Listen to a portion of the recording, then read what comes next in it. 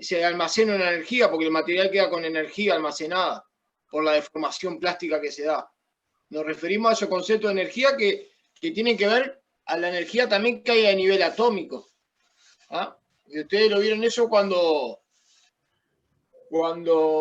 la etapa de solidificación, creo que lo vieron con Daniel, ¿no? Que había una cierta energía potencial que tenía que ver con el tema atómico, a nivel atómico. Ahí. ¿Entendiste, Richard? Lo que pasa es que no entiendo el tema de la transformación. ¿Qué transformación? La transformación se ve si en la diapositiva, se ve en los dibujos. La transformación es un cambio que se da en la estructura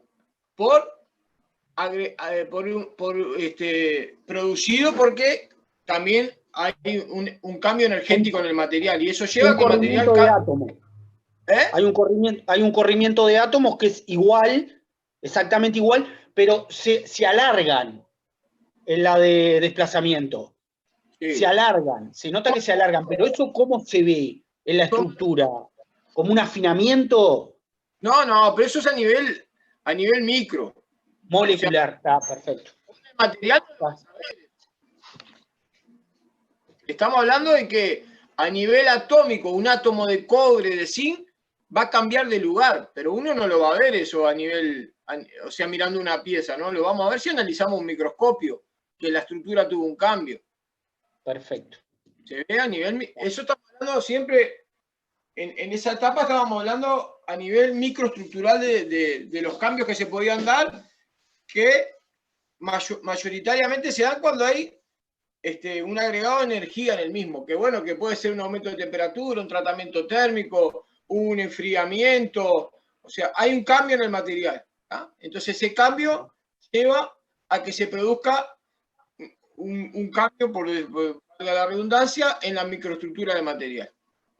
Bien. Y algunos tenían un reordenamiento, ese reordenamiento se daba en forma ordenada, otro era desordenado, y lo que nos importaba a nosotros era la transformación por corte que se daba en la martencita, que yo lo que estoy haciendo, estoy calentando un material, o sea, ahí ya estoy agregando energía al material, ¿no? Y después lo enfrío rápidamente. Entonces, al enfriar rápidamente, se produce una transformación porque nuevamente volví a cambiar la energía del material por ese enfriamiento. Y cuando ese enfriamiento se produce el alargamiento de la microestructura. ¿Por qué? Porque los átomos de carbono quedan ocupando el mismo lugar que tenían antes de producirse el enfriamiento. Y una debilitación del material también, porque hay un grano más grueso en esa zona. Bueno, sí, el grano más grueso se puede dar cuando uno calienta el material y lo deja. O sea, lo ideal es que el grano no se engrose, ¿no? O sea, que el grano austenítico no se engrose, porque un grano austenítico grueso no va a tener buenas propiedades mecánicas a la hora de enfriarse, ¿no? Entonces... Por eso que se lo enfría rápidamente. Sí, una vez que se logra la homogenización de la austenita, lo ideal es ya enfriar el material. ¿Ah? Ya sea en el medio que sea, apagando el horno, haciendo un enfriamiento rápido o enfriando en aire, dependiendo del tratamiento térmico que nosotros estemos haciendo. Pero tiene que ver con esas cosas. Bien, gracias.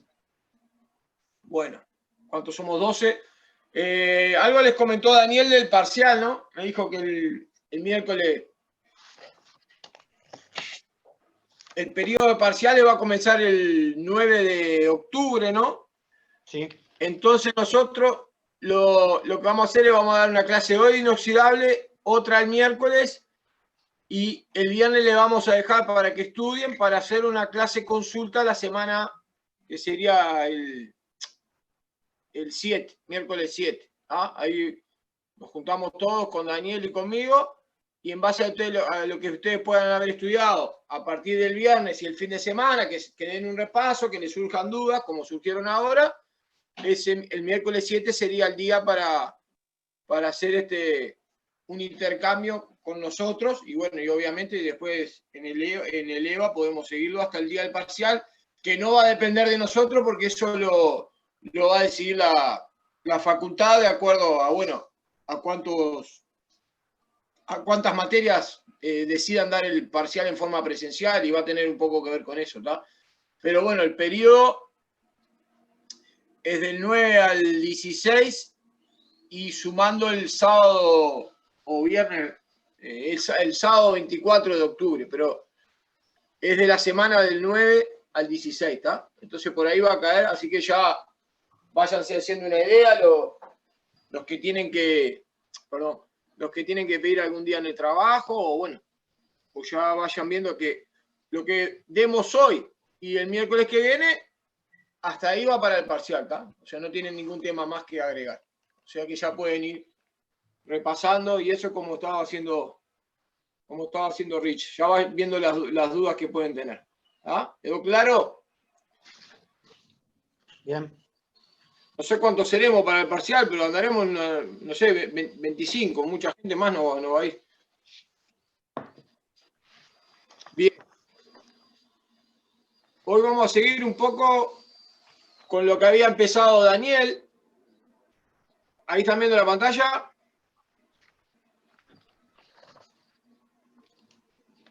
Sí. Bien. Un poco lo que había comenzado Daniel del tema de aceros aliados. Un acero, no sé por qué está esto ahí. Ahí está.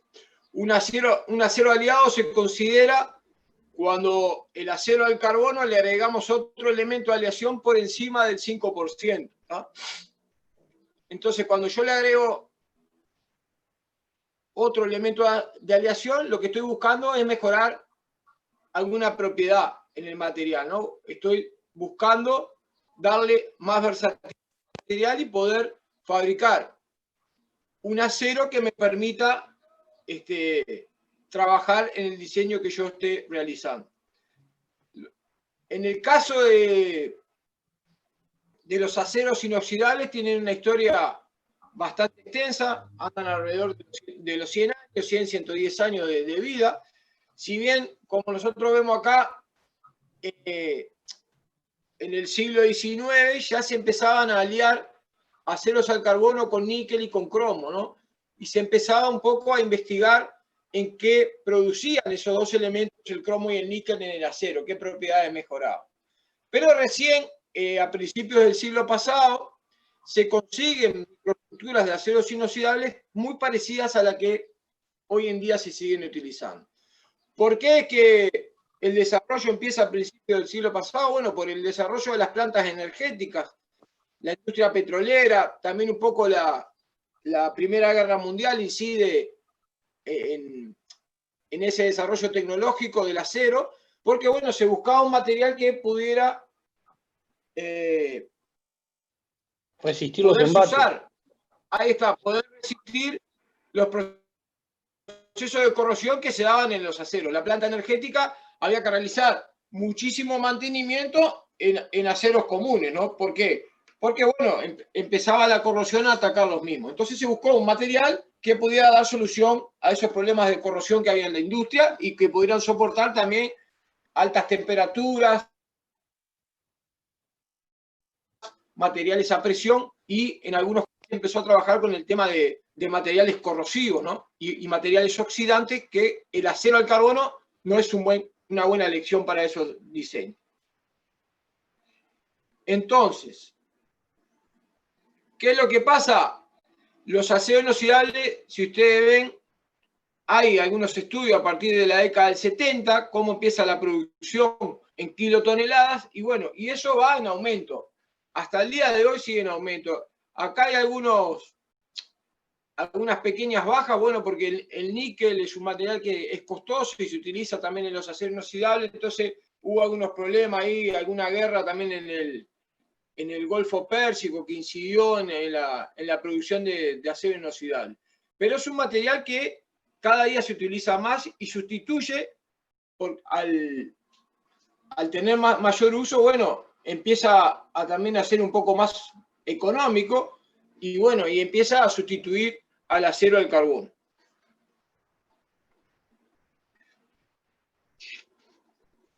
¿Dónde vemos nosotros el acero inoxidable? ¿Dónde vemos el desarrollo del acero inoxidable? Bueno, mayoritariamente lo tenemos en las plantas de potencia y en las plantas químicas, ¿no?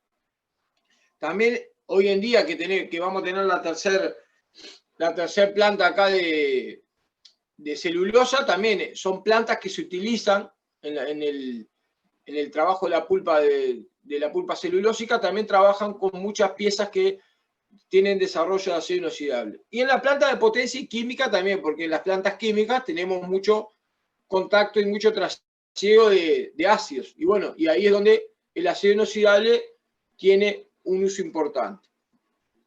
También se utiliza mucho en la industria alimenticia, ya sea de comidas y bebidas.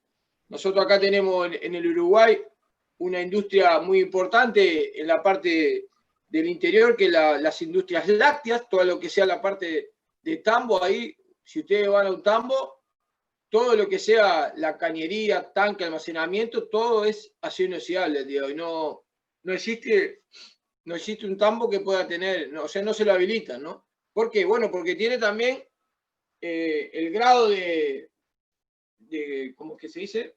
No junta mugre. Bueno, sí, Higiénico. por decirlo de una manera. Higiénico.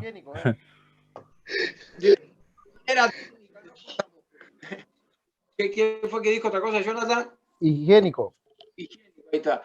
Tiene en la superficie, no es un material que adhiera, ¿no? O sea, es un material que tiene un alto pulido y bueno, eso hace que las bacterias, ¿ah? o suciedades no se depositen en la superficie del material y bueno, hace que la limpieza sea más fácil. Nosotros lo empezamos a ver también en la parte de hospitales, en la parte de ascensores, veíamos cómo en las puertas, en alguna parte de las paredes se ponían las chapas inoxidables, bueno, para facilitar también el tema de la limpieza. Pero eso ya entra en arquitectura. Eso ya entra en la arquitectura, ahí está. Seguro, y en el tambo también por la leche que tiene que estar fría. ¿Perdón? Que en el caso del tambo, la leche tiene que estar fría. El acero inoxidable sirve para los tanques y eso. ¿Y qué? Sí, bueno, el acero inoxidable también después. Sí. ¿Qué tiene propiedades que aguanta el calor? Porque es un conductor. ¿Pero qué hace? ¿Aguanta el calor también? A ver, esperen que se... No, conduce menos que un acero. No sé qué me tocaron acá. Se está trancando esto. Al menos a mí me está pasando, todos tenemos un problema de internet, creo. Me está para cada ratito su internet inestable. ¿Se escucha Soy yo, cortado? ¿no? Esperen un poquito,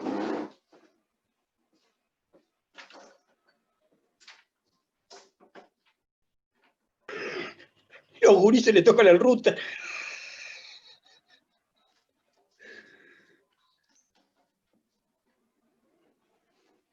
No sé qué pasa. No pagué la internet.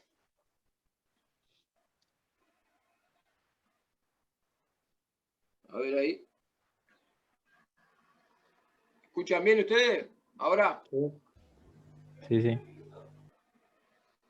Bueno, no hay nadie que esté con la cámara por la duda, ¿no? Bien, en arquitectura y transporte también, día a día, eso va en aumento. En la parte de transporte, todo lo que es la industria ferroviaria en China, se calcula que para el año 2050 todos los trenes van a ser fabricados en acero inoxidable, aparte, obviamente, del chasis y de los vagones, ¿no? De todo el tren. Y bueno, después para artículos de consumo también tenemos en aplicaciones domésticas, que es muy utilizado, todo lo que tiene que ver con elementos para la cocina, y bueno, ahí entra toda la parte de heladeras, cocinas, microondas, hornos, o sea, se utiliza mucho el acero inoxidable como para darle un estilo de diseño, ¿no? Más que nada. Bien, ¿por qué el acero inoxidable se comporta de esa manera?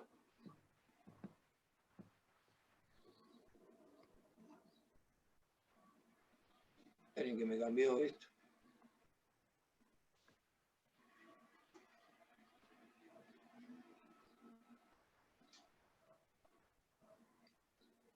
Está enloquecida esta máquina. Profe, tal vez que si apaga la cámara tuya te anda mejor en internet. Ahí está. Ahí. ¿Ustedes dicen que apague la cámara? Probá. Bien. ¿Por qué un acero inoxidable es inoxidable? Bueno, porque contiene un 10,5 en la norma europea de cromo, hasta un 20% de cromo. ¿Ah? Es un material que el cromo que es reactivo y se combina con el oxígeno del aire y va a formar una capa. Se continúa adherente y se dice que está en estado de pasivación en el material cuando se forma esa capa. ¿Ah? Retiene su apariencia inmaculada, que en inglés se llama stainless steel. Eso es lo que hace a un acero inoxidable. Como ven ustedes, forma como un óxido pasivo, que ese óxido lo forma el cromo, ¿con quién? Con el oxígeno del aire. ¿Ah? Para que se forme esa capa, tiene que haber más de un 10,5% de cromo en el material. ¿Ah? Entonces, para que un acero sea inoxidable, tiene que tener ¿qué?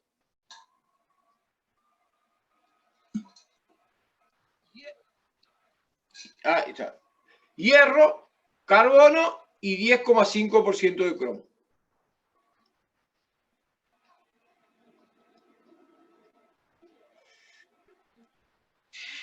¿10,5 dijo? Sí, 10,5. Puede llegar a tener 20, como decía ahí la diapositiva anterior, pero mínimo tiene que tener 10,5. ¿Qué es lo que hace el cromo? Bueno, si ustedes ven la corrosión que tenemos acá, a medida que yo voy incrementando el cromo, voy disminuyendo la corrosión. Y ya cuando llego a un porcentaje de 10%, esa disminución se va desacelerando. Por lo tanto, agregar cromo para el efecto de la corrosión no tiene sentido. Lo que yo mejoro cuando agrego cromo es el comportamiento del metal a altas temperaturas. ¿Ah? O sea, cuanto más cromo tenga el acero inoxidable, mejor se va a comportar a alta temperatura. Acá tienen una comparativa de la resistencia a la oxidación de los aceros a altas temperaturas. Acá tenemos el acero al carbono, algunos aceros con bajo porcentaje de cromo, o sea que aceros aliados, y acá entran los aceros inoxidables, ¿ah? Con 10,5% de cromo. A medida que yo voy mejorando el porcentaje de cromo, voy aumentando la performance del acero a alta temperatura.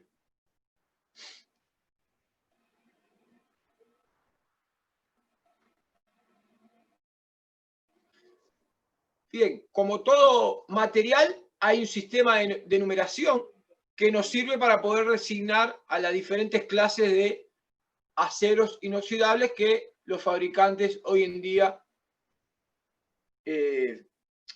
construyen, ¿no? Entonces tenemos un sistema de numeración con 3 números y que el número inicial me va a dar la correspondencia con la familia. ¿Ah?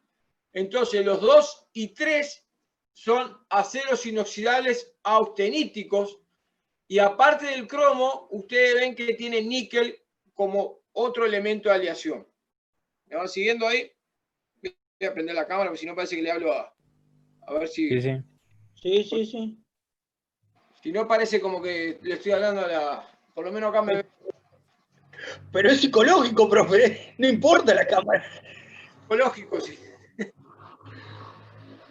No se crean que uno está bien del todo. Uno va teniendo su problema. Pero veo que se sigue trancando. Bien, entonces tenemos 2 y 3 aceros inoxidables austeníticos. ¿Cómo se siente la voz ahí? Bien. Bien. 4 y 5 tenemos martensíticos y ferríticos. Entonces, ¿qué es lo que vemos acá? Vemos que va a haber 3 grandes familias de acero inoxidable. Que yo, ¿por qué las diferencio? Por la microestructura que van a tener los mismos. Entonces Ahí va. tenemos... Una consulta, profesor. Al ser martensíticos y ferríticos, ¿no? ¿Qué es lo que me quiere decir al del 2 y el 3? ¿Que la capa superficial es más importante? No, es todo el material ferrítico, Ajá. todo el material martensítico y todo el material austenítico. No es la capa. Perfecto. La microestructura de un acero inoxidable austenítico, ¿cómo va a ser? A temperatura ambiente, digo, el calor a temperatura ambiente lo deforma. No, ¿cómo va a ser la microestructura? ¿Cómo era la microestructura de la austenita? FCC. FCC. Entonces, la microestructura del acero inoxidable austenítico va a ser FCC. Después voy a tener los ferríticos y después voy a tener los martensíticos. A ver, ¿por qué? Les voy a hacer esta pregunta. ¿Por qué ustedes piensan que va a haber una diferencia entre los ferríticos y los martensíticos? ¿Quién va a hacer la diferencia ahí? El ferrítico. Porque el ferrítico quiere decir que tuvo una absorción mayor el cromo dentro de todo el material. El martensítico... Pero el martensita no era que se enfriaba más rápido. Sí, pero piensen, ¿quién va a hacer la diferencia para que yo pueda fabricar un acero inoxidable ferrítico o un martensítico? Eso es lo que le estoy preguntando. El enfriamiento, ¿no?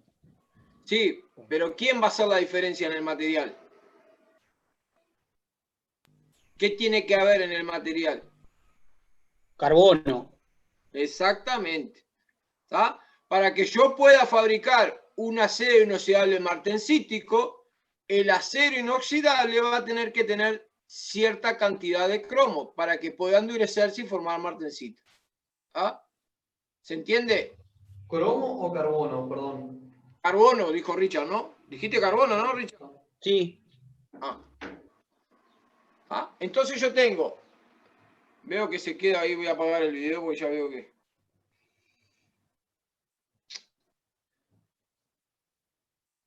Voy a apagar el video, la psicología se me va.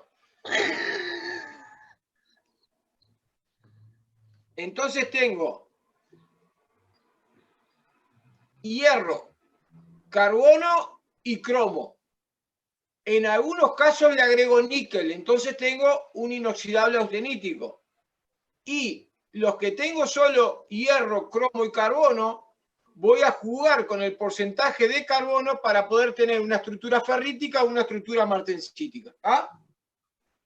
Eso es lo que hace la diferencia entre las 3 grandes familias de acero inoxidable. ¿Se entendió? Sí. O sea, FCC para la austenita y también martensita más carbono y Ahí está. por ahí sería.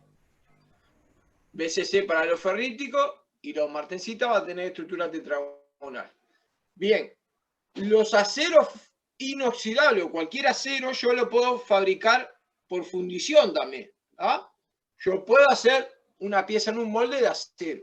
Entonces la designación de las aleaciones fundidas van a tener esta designación que está acá, que va a depender de qué. De la primera letra va a identificar el uso primario de la aleación. Si es una C, va a estar destinada al servicio en líquidos corrosivos. Y si es una H, va a estar destinada a materiales inoxidables que están en servicio a altas temperaturas. La segunda letra, que en este caso es la F, me va a indicar el contenido de cromo y níquel nominales de acuerdo a un cuadro, una tabla que al siguiente vamos a ver. Luego tengo un número que lo divido entre 100 y me da el porcentaje de carbono, y puede haber algún otro elemento de aleación para este caso es la M, entonces va a contener molibdeno. Para esta aleación CF-8M, yo tengo que es un material, la C me indica que es para soportar resistencia a la corrosión, la F me va a determinar que el porcentaje de cromo y níquel son 19 y 9, el 8 lo divido entre 100, entonces me da 0.08% de carbono y además contiene molibdeno esta aleación. Acá ustedes tienen el cuadro, acá tenían la F, entonces yo veo la F, estoy en 20, 10 más o menos, 20 de cromo, 10 de níquel. El otro tenía 19, 9, ¿no? De acuerdo a la letra va a ser el porcentaje de cromo y níquel que tenga la aleación. Esto se utiliza para las aleaciones fundidas, o sea que no voy a utilizar el sistema de numeración que yo vi anteriormente para una aleación fundida, sino que voy a usar este sistema. ¿Ah? Esto es porque se utilizan muchas piezas de acero inoxidable fundido, entonces los fabricantes hicieron una norma para que el material se fabrique igual acá, si tuviéramos en Uruguay, que en Tanganica, ¿no? O en Indonesia. En donde yo fabrique una aleación de acero inoxidable con esa denominación, tiene que tener esa composición química de material. Claro, y abajo dice el acero inoxidable que se usó original y lo que quedó de la aleación fundida. Abajo del todo, de la Acá gráfica. lo que dice abajo es, esta aleación fundida la puedo comparar con la del sistema numérico IC, o sea, con una aleación de laminación, o si es una chapa, o una aleación que sea forjada, si es una barra, con un 317. Los porcentajes que tiene. ¿Ah? Eso es lo que quiere decir. Que un acero 317 es un acero inoxidable austenítico, va a tener cromo y va a tener níquel. Se compara con eso. ¿Ah? Eso es lo que está haciendo abajo. Comparando una aleación fundida que se fabricó por laminación. Las composiciones químicas. ¿Ah? Bien. Ahora yo tengo otros elementos de aleación en mi acero, por lo tanto, los mismos van a intervenir en el diagrama de fases y van a incidir. ¿Ah? Opa, que se me fue. Esto sería un diagrama de fases ternario. ¿Ah? En que yo voy a tener el material A, el material base, el B y el C. Y yo, de acuerdo a dónde esté, voy a tener la microestructura del material.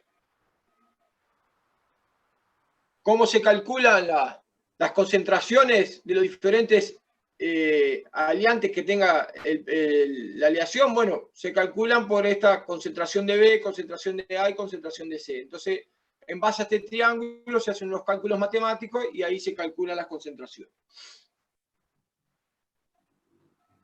No nos vamos a poder analizar esto. Pero ya los diagramas van teniendo esta forma. Esto es como si yo hubiera sacado, no me ven ahí, una foto de adentro del diagrama. ¿Tá? Y esa foto tiene 88 de hierro, 12 de cromo y para este caso 0 de carbono. ¿Tá? Muy poquito carbono. Entonces, ustedes ven acá el campo austenítico. Y cuanto más cromo se va a ir tendiendo a reducir el área austenítica y aumentan las temperaturas críticas. Si yo voy agregando carbono, a medida que voy agregando carbono, si yo lo caliento voy a poder llegar a una zona austenítica y ahí voy a poder obtener alguna dureza. Ese es un 4, un 5. ¿Un 4, un 5 qué? En el sistema de numeración. Este es un 4, un 5 porque no tiene níquel, exactamente. No, yo dije por la zona austenítica, ¿eh? No, pero es un 4, un 5 porque no tiene níquel. Los que tienen níquel son 2 y 3. Sí, sí, sí. No, yo lo pensé por ese lado, no por la zona, por el níquel. Acá yo agrego más cromo, este tiene 18% de cromo, y ustedes acá ven cómo se achica el área austenítica. Aparece otra zona, la zona delta va teniendo un poco más de importancia, y yo le tengo que agregar más carbono para que el material pueda tener algo de dureza.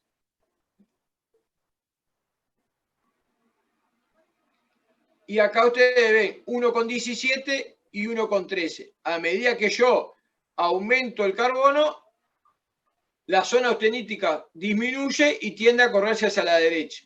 O sea que cuanto más cromo, más carbono le voy a tener que agregar para poder endurecerlo. Y acá ustedes tienen la zona austenítica para este acero. Y todos los compuestos que se van formando ahí adentro, ¿no?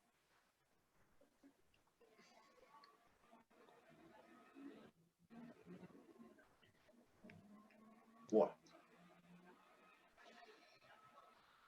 Esto vamos a pasarlo.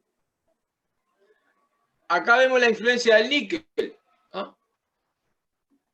2% de níquel, 18% de cromo. Acá está la zona austenítica.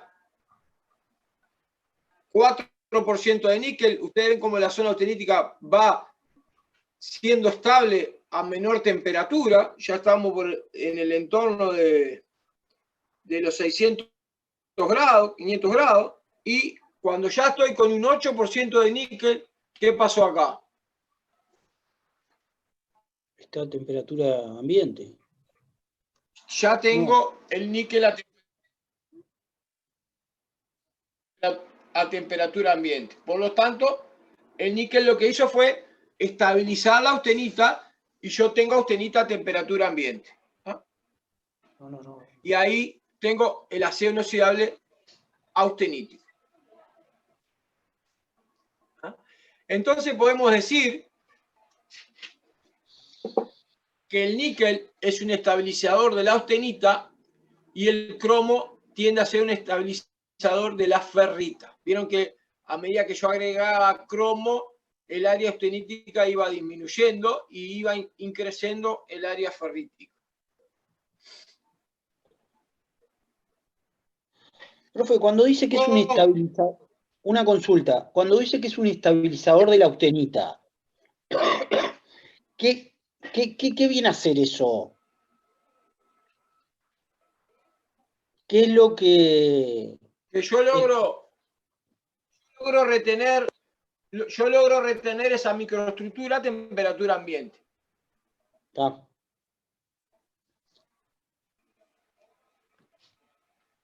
Ya esa austenita, al tener el agregado de níquel, la veo estable y después del recocido se retiene esa austenita, ¿tá? Y a temperatura ambiente yo puedo tener una estructura austenítica.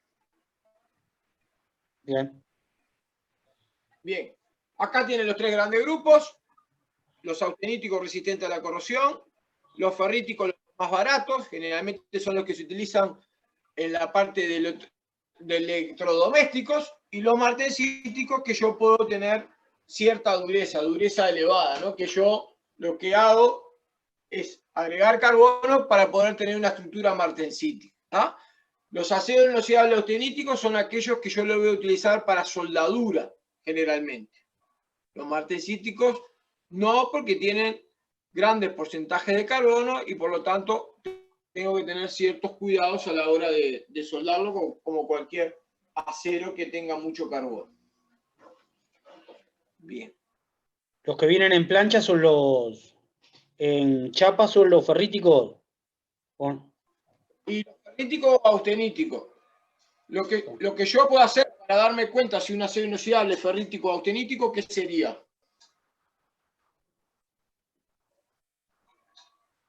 Darle magnetismo. No me ven.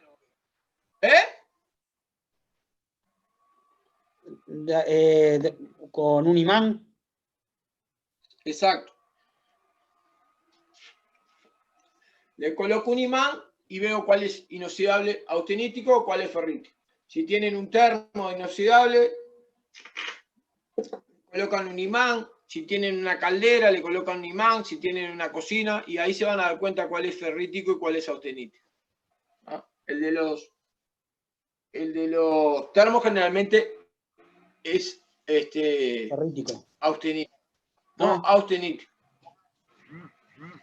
El ferrítico es el magnético. El ferrítico es el magnético. Acá tienen algunas propiedades de los austeníticos. Después la van leyendo ustedes, no vamos a ir leyendo todo. Y después lo que tenemos son algunas limitaciones. ¿Ah? Precipitación de carburos, corrosión en medios clorados, formación de fase sigma, se endurecen por deformación y formación de la martensita. ¿Qué es lo que quiere decir eso?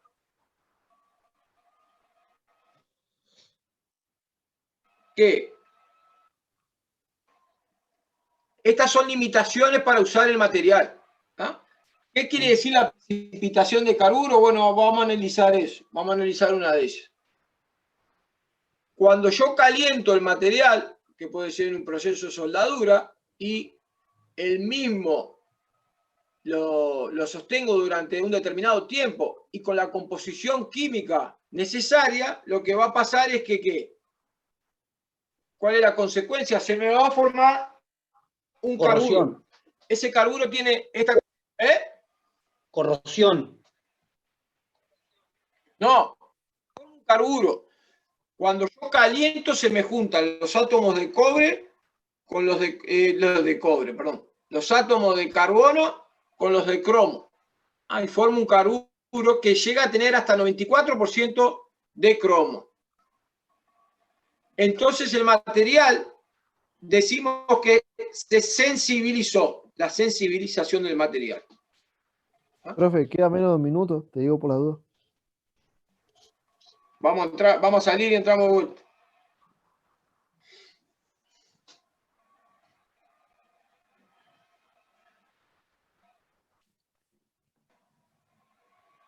Pero también hay una cierta corrosión, ¿no? No, pará. Vamos a salir y vamos a hacer, tengo que hacer una reunión nueva. Salimos de esta.